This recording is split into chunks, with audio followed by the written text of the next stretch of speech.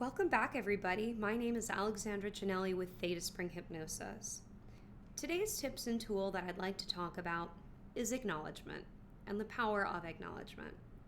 As a certified life coach, one of the most powerful tools that I think has helped me really craft my practice that you should begin to think about for yourself is acknowledgement. So, what is acknowledgement? Acknowledgement is taking into account what someone has said unbiasedly. Now, I have a lot of clients who come in complaining about things that, in my opinion, based on my experience, seem rather silly. Or how could they possibly be complaining about that from my perspective? My job, though, is not to judge them. My job is to be open and to be here to listen and create a safe and clear place for them to express themselves. Now, what acknowledgement will help someone do is to begin to process what they're feeling. I'm here to say, it makes sense that given what you are feeling, that you would feel this way. So that in context, they can begin to process their emotion. I'm not saying it's right or wrong. I'm simply acknowledging that based on what they've gone through, based on what they're telling me from their perspective and their vantage point, that what they're feeling is okay. Or to simply acknowledge, it sounds like you're angry. And it makes sense that you're angry right now. It's one way that can disengage a client's energy, frustration, anger, sadness. It really opens up a free space for them to actually own that emotion without inner conflict.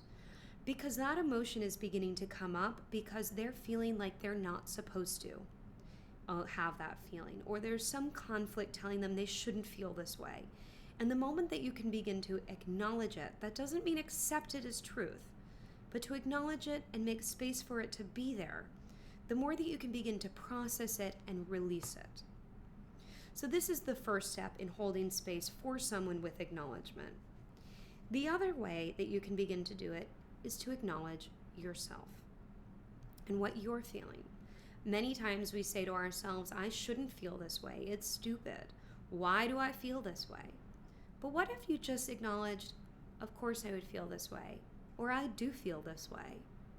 And to just create some space that it's not right or wrong, it's just a feeling. Acknowledging what you feel so that you can begin to process it a little differently can be very empowering.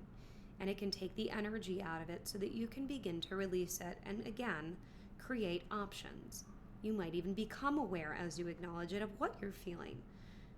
I feel this, I feel happy, I feel sad. And then go backwards. What led up to that feeling? Nothing happens suddenly, and I can't emphasize that enough with my viewers or my clients. It makes sense that you would have anxiety given that the future of what you're about to go through is very unknown. A relief. Now I can begin to process it. Well, the unknown, the future is scary, but here's what I know.